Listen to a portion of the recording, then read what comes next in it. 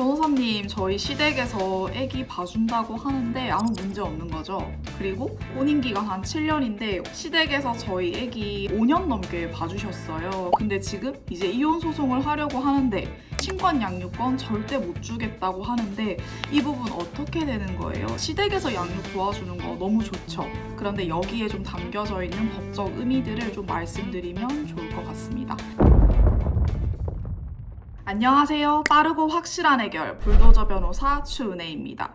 오늘은 시댁에서 양육을 도와주는 부분에 대해서 좀 말씀을 드리려고 해요. 우리 의뢰인분들이 조금씩 싸함을 느꼈대요. 이게 언제부턴가 아기가 나를 엄마라고 부르지 않고 막 시어머니를 엄마라고 부르고, 그리고 그게 조금 이상한 건데 너무 시어머니는 좋아하시기만 하는 거예요. 그래서 좀 뭔가 경계도 이상하고 뭔가 이런 위험한 징후들을 좀 느끼는데 어떻게 해야 되죠, 변호사님? 이런 질문들이었거든요. 먼저 분명하게 해둘 게 있어요. 돈이 아무리 넘쳐도 이렇게 믿을 만한 사람을 같이 만나는 것도 정말 쉽지가 않고, 그런 사람을 만났으면 진짜 모셔야 돼요. 감사한 마음으로. 그만큼 쉽지가 않고 결국에는 가족밖에 없거든요. 그래서 시부모님이 봐주시면 너무 좋죠. 근데 이런 게 반드시 뭔가 기쁨이 되는 것만이 아니라 언제 문제가 되는지를 오늘 말씀드리는 거예요. 그래서 시댁이나 친정에서 뭐 어른들이 아기 봐주는 게 다 문제다, 제가 이런 말을 하려는 건 아닙니다, 오늘.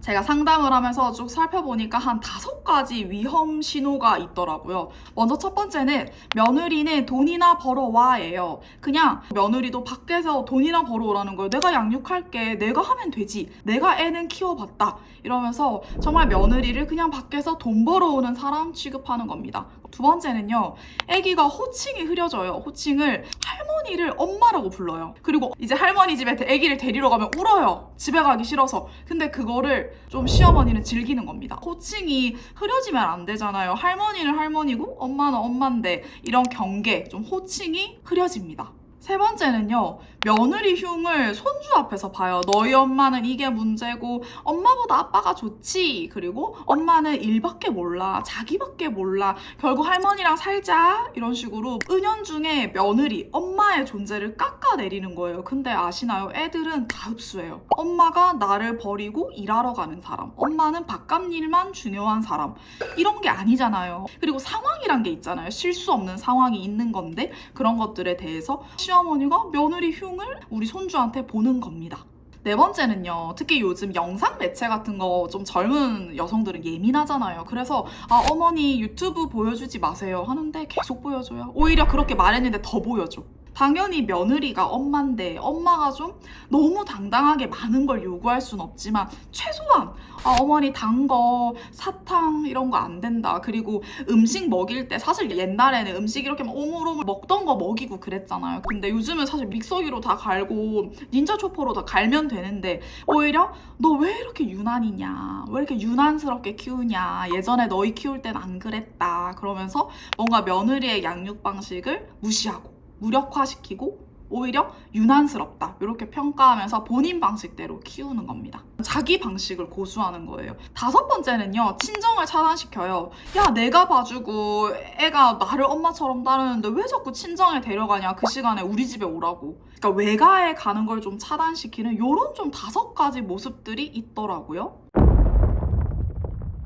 이런 시어머니의 심리 기전은 소유욕이더라고요. 지금 자식은 다 키우고 멀어지잖아요. 근데 애기들 키워보면 너무 이쁘잖아요. 내가 자식이랑은 또 멀어지고 소원해지고 맨날 지 와이프만 싸고 돌고 이러는데 이 손주는 너무 이쁜 거예요. 그러니까 제2의 내 새끼가 된 거예요. 그래서 며느리랑 경쟁 구도가 돼요. 제가 보면 시어머니들이 인지하고 하는 건 아닌 것 같아요. 인지하고 이런 행동을 하진 않아요. 그런데 무의식적으로 내 새끼라고 생각하니까 며느리랑 경쟁을 하고, 내 새끼인데 왜 너가 그러냐, 내가 절대적인 시간을 많이 보는데 라는데 엄청 포인트와 관점이 맞춰져 있더라고요. 그런데 나는 그냥 손주가 사랑스러울 뿐이야 라고 합리화가 된다는 게 문제죠.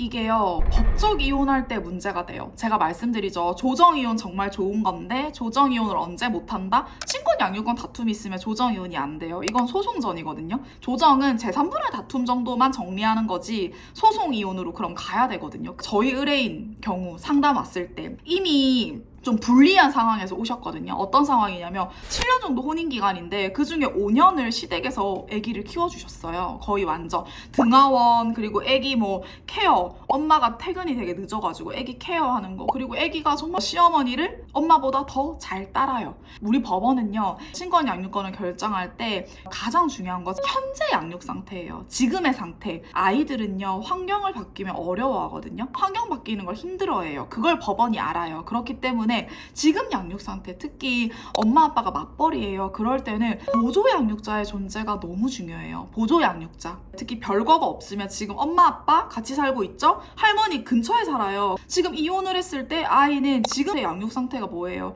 할머니가 보조 양육자로 도와주는 지금 상태. 그러면 할머니가 보조 양육을 계속 해주려면 엄마가 친권 양육권 가져올 수 있나요? 아빠한테 친권 양육권이 가야 할머니가 보조 양육을 해줄 거 아니에요. 그렇기 때문에 절대적으로 남편한테 유리해요. 그래서 이런 것들이 나중에 사실 굉장히 불리할 수 있다는 거예요. 그럼 뭘 지금이라도 하면 좋을까요? 양육 기록을 좀 남기세요. 의뢰인분들이 이 기록의 힘이 얼마나 큰지 모르는데 정말 접종 맞추고 등하원 시키고 뭐 학습지 봐주고 애들 학업적으로 봐주고 이런 것들 여전히 며느리가 하고 있는 역할이 있잖아요. 그런 것들 하나하나 기록 남기는 거, 가치 있는 거 사진 영상 좀 많이 남겨두세요. 그리고 아까 제가 말씀드린 위험 신호 있죠? 5가지. 이런 거 좀 느껴지면 제 가치관이기도 한데 애들이 어릴 때는 사실 가정에 어느 정도 집중하는 게 맞는 것 같아요. 그래서 지금 이런 위험 신호가 좀 느껴질 때는 애한테 조금 케어를 집중할 필요가 있고, 그렇게 집중을 하면서 차라리 등하원 시간 정도, 내가 출퇴근에 너무 지장이 있으면 안 되니까 그 시간 정도만 파트로 좀 봐주는 분을 채용한다거나 그런 식으로 조금 시댁의 양육에서 거리를 둘 필요는 있습니다. 무엇보다 결정권은 며느리가 가지셔야 돼요. 지금부터라도 중요한 결정권들을 절대 넘겨주시면 안 돼요. 저는 처음 상담부터 재판까지 러닝을 쭉 함께 해드려요. 변호사 변경되면 정말 너무 힘들거든요. 왜냐면 이거를 또 설명해야 돼요. 똑같은 걸 되게 힘들잖아요. 우리 같은 말 계속 설명하는 것도 힘들고 한 변호사랑 신뢰를 쌓는 것도 힘든데 또 바뀌면 너무 힘들단 말이에요. 이런 변호사 변경 없는지 변호사를 선택할 때 꼭 잘 체크하시고요.